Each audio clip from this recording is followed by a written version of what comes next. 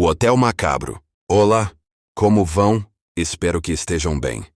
Era uma noite como outra qualquer. Até que um encontro inusitado selou o destino de Ana e Lucas. Eles eram o típico casal jovem, apaixonados, buscando novas aventuras a cada viagem. Com planos de visitar uma pequena cidade no interior, onde poderiam desfrutar da tranquilidade e da companhia um do outro.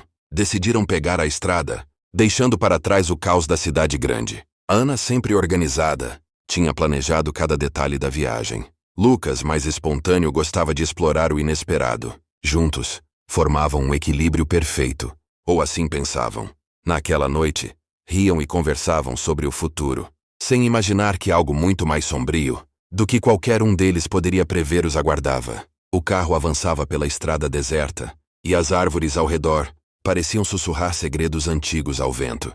Estavam longe de qualquer sinal de civilização, mas isso não os incomodava. Afinal, tinham um ao outro e a promessa de um fim de semana tranquilo pela frente. Mas como em toda boa história, o destino tem seus próprios planos, e o que parecia ser apenas mais uma viagem, logo se transformaria em um pesadelo que eles jamais esqueceriam. Enquanto Ana e Lucas seguiam pela estrada, o céu, antes claro e estrelado, começou a mudar. As primeiras nuvens surgiram de forma quase imperceptível, deslizando pelo horizonte como sombras silenciosas. Em pouco tempo, o claro da noite foi engolido por um manto cinza denso e opressor. Lucas, que até então estava despreocupado, notou a mudança no tempo e ligou o rádio, tentando captar uma estação de notícias. Mas tudo o que encontrou foi estática. Estranho, ele murmurou, desligando o aparelho.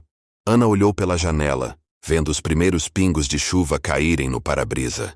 Parece que teremos uma tempestade, disse ela, tentando manter a voz leve. Mas o nervosismo estava lá, escondido nas entrelinhas. Em questão de minutos, a chuva aumentou, passando de uma garoa leve para um dilúvio torrencial. As gotas batiam com força no carro, criando um som ensurdecedor, como se o céu estivesse tentando adverti-los.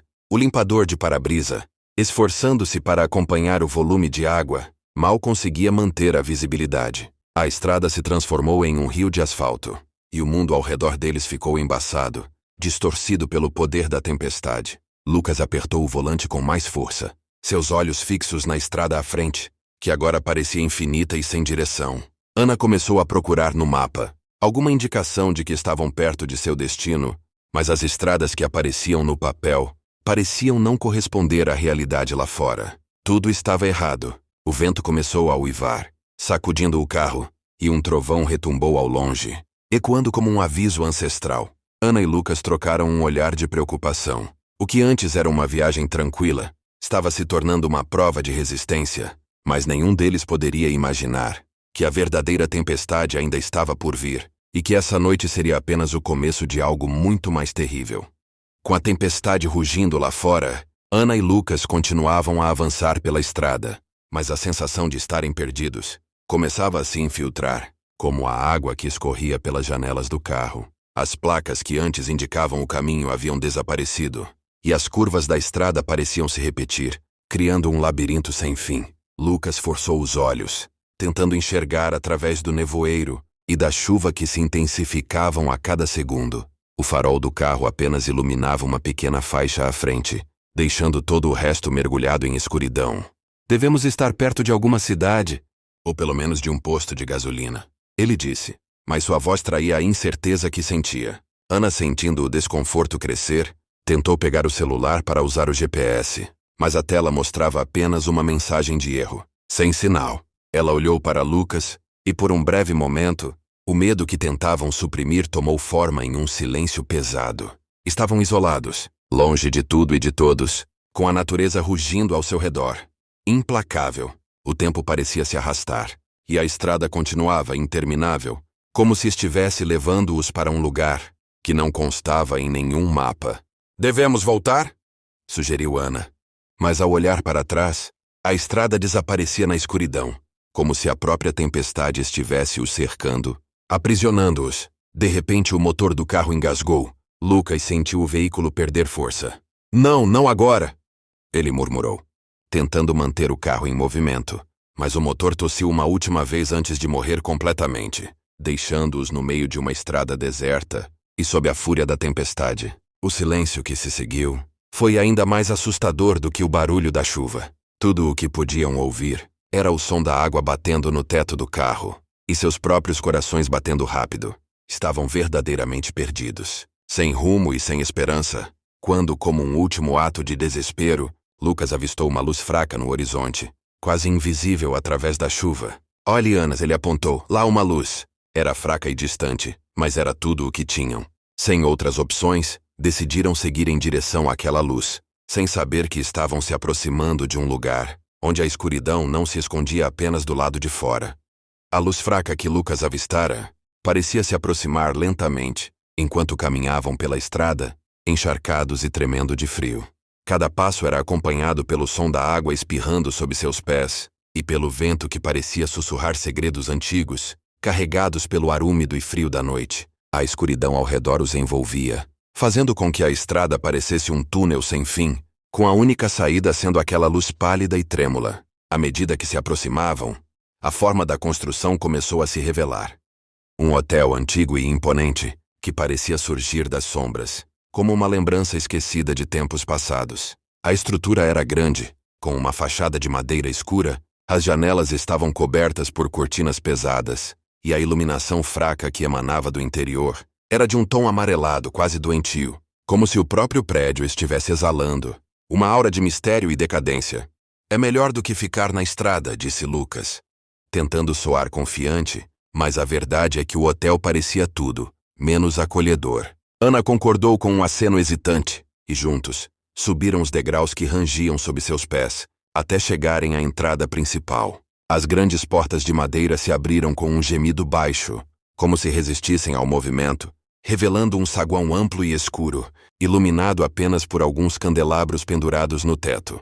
O interior do hotel era uma mistura de elegância e decadência. Móveis antigos, cobertos por uma fina camada de poeira, estavam dispostos ao redor, e as paredes eram decoradas com retratos que pareciam observar cada movimento dos recém-chegados. O ar era pesado, carregado de uma sensação de abandono, mas também de uma estranha expectativa, como se o próprio prédio estivesse esperando por eles. Eles tocam a campainha. Um homem alto e pálido atende os dois, sem demonstrar expressão ou sentimentos em seu rosto gélido.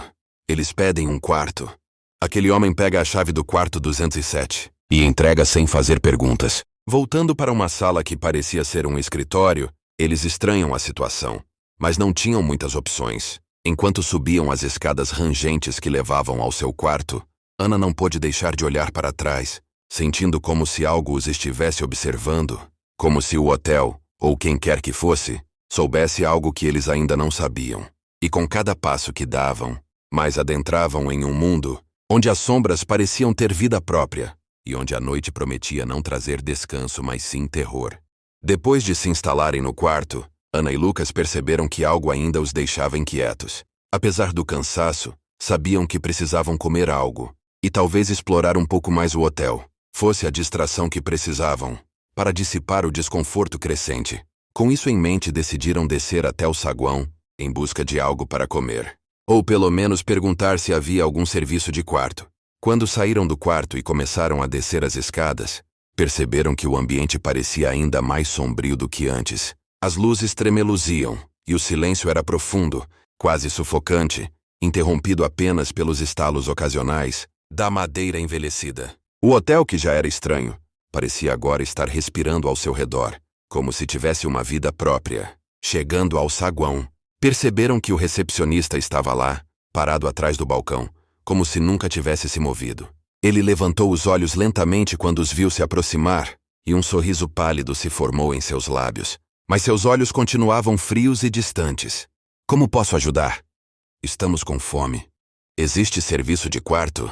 Não vimos telefone, por isso descemos, perguntou Lucas, tentando esconder o nervosismo que sentia ao encarar o homem. O recepcionista inclinou a cabeça ligeiramente, como se estivesse ponderando a resposta. O restaurante do hotel está fechado a esta hora, mas posso providenciar algo para vocês. Temos alguns pratos que podem ser servidos no quarto. Algo no tom do homem fez Ana estremecer. Era como se houvesse um significado oculto naquelas palavras. Uma sugestão de que o fechado significava muito mais do que simplesmente não estar em funcionamento. Mesmo assim, Lucas assentiu. Sim, isso seria ótimo. Algo simples, por favor. Claro, respondeu o recepcionista, com aquele sorriso que parecia nunca alcançar os olhos. Vou providenciar tudo. Enquanto isso, podem aguardar na sala de estar. Ele fez um gesto em direção a uma porta ao lado do saguão. Ana e Lucas, ainda desconfiados, decidiram seguir a sugestão. A sala de estar era um espaço amplo, decorado com sofás antigos e uma lareira que parecia não ter sido acesa há décadas. E havia uma mesa no centro da sala, com um jogo de xadrez abandonado em meio a uma partida. Sentaram-se em um dos sofás, que afundou sob seu peso, e esperaram. O tempo parecia passar de forma estranha naquele lugar, como se os minutos se arrastassem mais lentamente do que o normal. Ana não conseguia se livrar da sensação de que algo estava muito errado. Você não acha esse lugar estranho? Sussurrou para Lucas, que também olhava ao redor desconfiado. Sim, mas o que mais podemos fazer? Estamos no meio do nada. E não temos para onde ir, respondeu ele, tentando manter a calma, mas seus olhos traíam a ansiedade crescente. Antes que pudessem continuar a conversa, o som de passos se aproximando os fez se virarem. O recepcionista havia retornado, desta vez acompanhado por uma mulher idosa, pequena e de expressão severa, que segurava uma bandeja com 2 pratos. Aqui está o jantar, disse ele, com aquele mesmo sorriso perturbador. Espero que gostem. Ana e Lucas agradeceram, mas não puderam deixar de notar a maneira como a mulher os olhava, como se os estivesse estudando. Sem dizer uma palavra, ela colocou a bandeja sobre a mesa e saiu rapidamente, deixando-os sozinhos com a refeição. Quando a porta se fechou, o casal ficou em silêncio por alguns instantes, olhando para os pratos diante deles. Havia algo de desconcertante naquela cena, uma sensação de que estavam sendo observados, de que cada movimento era acompanhado por olhos invisíveis. No entanto, o apetite e a necessidade de alguma normalidade os levaram a pegar os talheres. Enquanto comiam, a sensação de desconforto só aumentava. Cada garfada parecia pesada, e o silêncio ao redor deles era quase ensurdecedor. Eles não sabiam que, naquele momento, estavam sendo envolvidos pelos mistérios sombrios do hotel, onde nada era o que parecia, e onde cada escolha os aproximava ainda mais do desconhecido. E à medida que a refeição chegava ao fim, ambos sentiram que algo os espreitava, não apenas no hotel, mas dentro de si mesmos, uma sombra que eles ainda não entendiam, mas que estava prestes a se revelar. Ana e Lucas voltaram para o quarto. Após terminarem o jantar, sentaram de volta na cama, cada um mergulhado em seus próprios pensamentos e medos. A ideia de deixar o quarto parecia impossível. O corredor escuro e o tumulto da tempestade lá fora eram mais ameaçadores do que o próprio quarto. Enquanto tentavam se acalmar, Ana notou algo na mesa de cabeceira, um objeto pequeno e metálico que antes não tinham visto. Era uma chave antiga, com um formato estranho e detalhes emaranhados. Ela a pegou com mãos trêmulas, examinando-a à luz fraca do abajur. Olhe isso, ela murmurou para Lucas, que se aproximou para ver o que ela estava mostrando. Não me lembro de termos visto essa chave antes. Lucas pegou a chave e notou que ela tinha uma sensação de frieza, que parecia atravessar seus dedos. Acho que isso pode ser uma pista, sugeriu ele, tentando manter a esperança. Talvez essa chave abra algo neste quarto.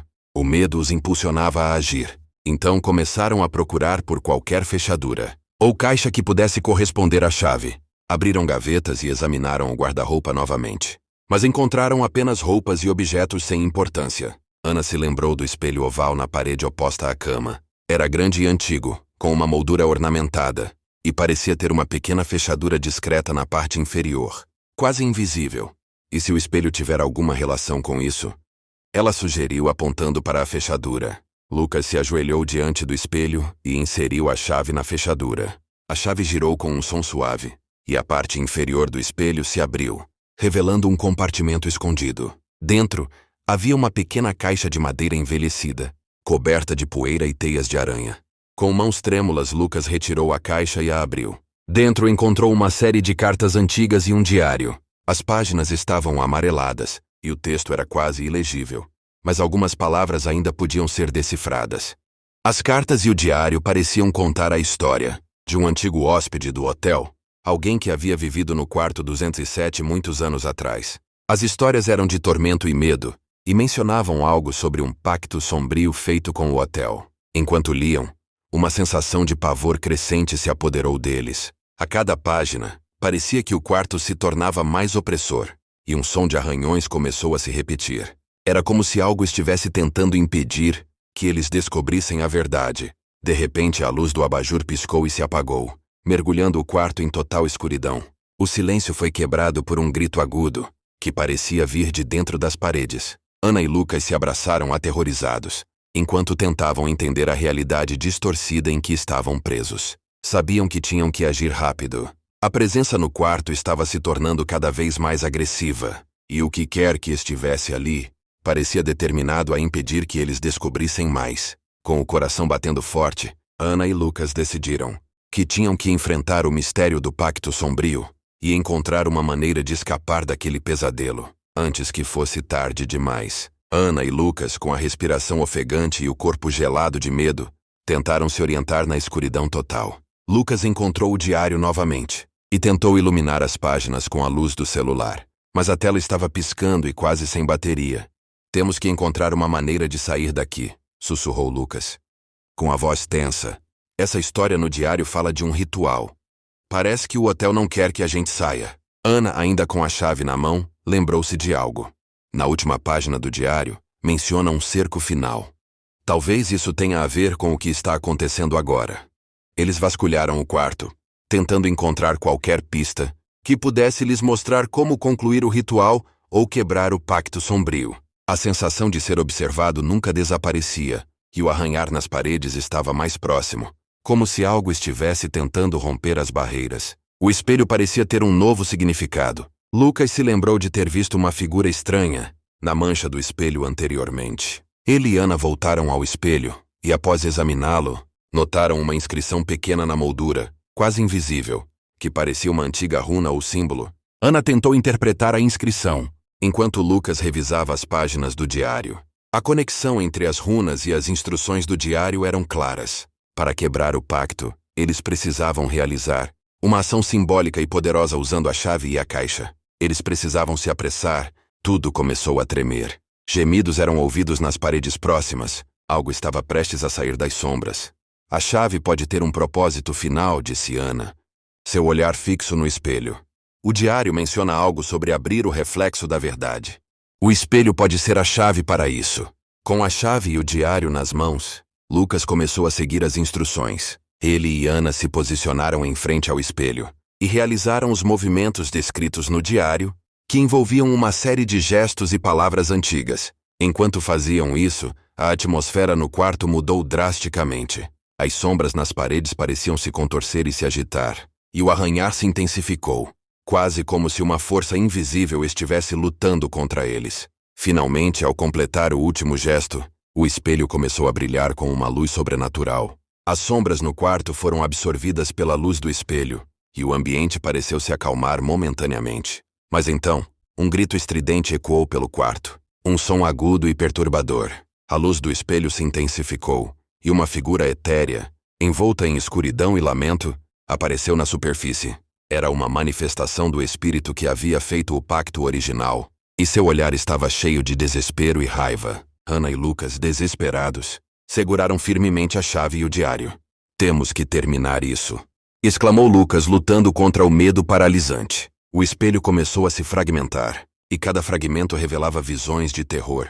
Eles recitaram as palavras finais do diário, e com um último brilho ofuscante, o espelho se quebrou em 1000 pedaços. O quarto ficou em silêncio.